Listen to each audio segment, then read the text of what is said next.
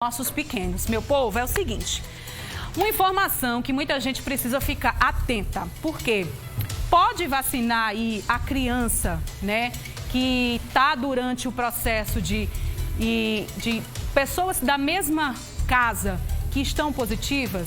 Então essa é uma dúvida muito frequente. Ah, eu estou positivo, vou vacinar meu filho? Será que ele precisa tomar a vacina? Ele pode tomar a vacina? São muitas dúvidas, né, Polly? E Polly chega agora para esclarecer algumas dessas dúvidas, alguns desses cuidados em relação à imunização das crianças. Vem cá, Poliana Sorrentino, que também é mãe, e explica para a gente agora um pouco sobre esse processo. Diz, Polly. Isso, Anne, a gente que é mãe, né, pai, responsável dessas crianças, fica com inúmeras dúvidas no que diz respeito à vacinação. Por isso que a gente convocou aqui ele que é especialista no assunto, né? O doutor Fernando Chagas, médico infectologista, parceiraço nosso. Doutor Fernando, existem muitas preocupações. Por exemplo, o pai ou a mãe testaram positivo. A criança ainda não apresentou nenhum sintoma. O que é que deve ser feito? O que é que deve tomar? Se ela deve fazer primeiro a vacinação mesmo assim ou não? Primeiro testagem ou aguardar? Boa tarde, Poliana. Boa tarde, Anne. Boa tarde a todos que estão nos assistindo. Pois é, eu imagino, né? Tantos medos por conta de fakes e dúvidas em relação a essas informações. Quando os pais eles testam positivo e a criança ela não tem sintoma algum, o que é que se deve se fazer? Primeiro, os pais precisam estar de máscara dentro de casa, tendo cuidado até em relação ao toque na criança, né? Sempre higienizar as mãos antes de tocar a criança. Claro, criança pequena demais, às vezes a gente abraça, né? Mas a partir dos 5 anos de idade, evitar esse contato, separar os utensílios da criança, copinho, prato, talheres, ter esse cuidado para evitar compartilhar, principalmente copo. Quando os pais saírem do período de isolamento, pode ser de 7 a 10 dias. Se saiu com 7 dias, observa por mais 7 dias para, enfim, poder vacinar a criança se não aparecer sintoma algum. Se saiu de 10 dias de isolamento, observa por mais 4 dias para, enfim, vacinar a criança. Uma outra opção é, ao sair do isolamento, testar a criança, fazer aquele teste do cotonete ou da saliva, que dando negativo, aí sim a criança poderia ser vacinada prontamente. Outra dúvida também de muitos responsáveis em relação à vacinação, caso a criança esteja ingerindo, né, necessitando de algum antibiótico, algum medicamento mais forte. É recomendada fazer essa vacinação nesse tipo de caso? Sim, né? As crianças elas podem receber a vacina mesmo tomando antibióticos.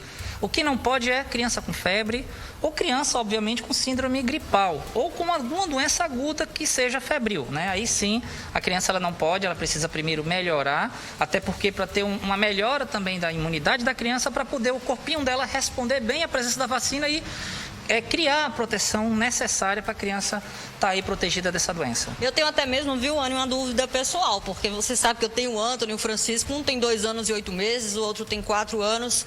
Corri no postinho de saúde para atualizar a caderneta de vacinação, porque já estou na expectativa, porque se baixar um pouco mais ainda a faixa etária, que eles tomem essa dose também.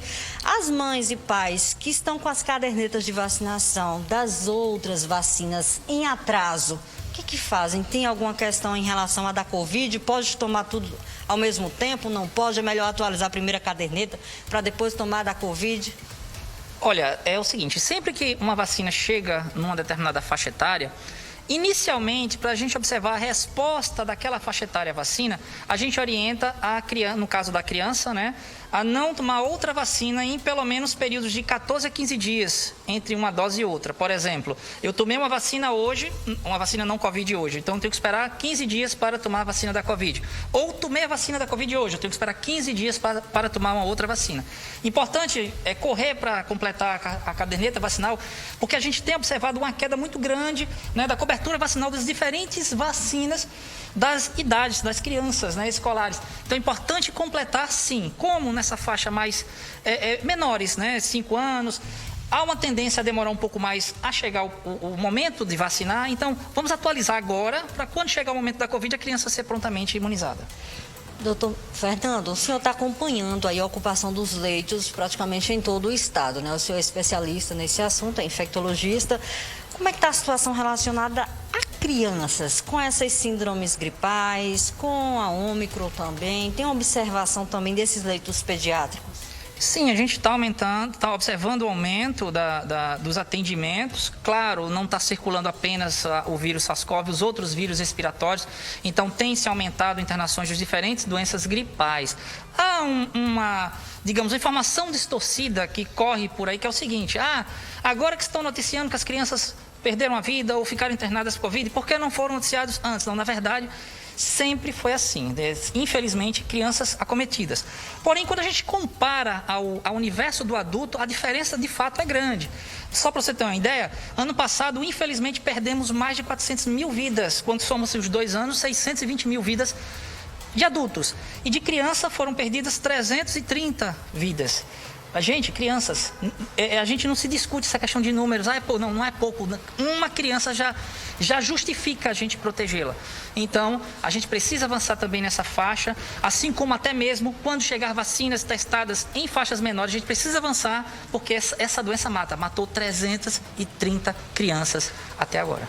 Muito obrigada pelos esclarecimentos, como sempre, doutor Fernando Chagas, à disposição da gente, né, Anne, para tornar, né, esse momento um pouco mais tranquilo, vamos dizer assim, já que a gente fica ansioso sim, preocupado sim, afinal de contas estamos preocupados conosco e também com todos os nossos familiares. E quando a gente tem um profissional assim que traz, né, todos esses esclarecimentos, a gente acaba passando isso para a população também, como é o nosso papel. Eu volto com você aí no estúdio, Anne. Obrigada, Poli. Gratidão ao doutor Fernando por mais essa colaboração. E é isso, tá? Informação verdadeira, né? Com um especialista, com algo que é checado e colocado às claras como verdade pela ciência. Não é achismo, tá? É a verdade, tá bom? Então, daqui a pouco você pode, inclusive, rever essa entrevista do Dr. Fernando no nosso portal t5.com.br para que você possa ouvir novamente, né, esses conselhos e esses esclarecimentos e tomar a decisão certa, que é vacinar o seu pequeno, tá bom? 12h19. Agora eu vou mudar de assunto e eu vou falar com você.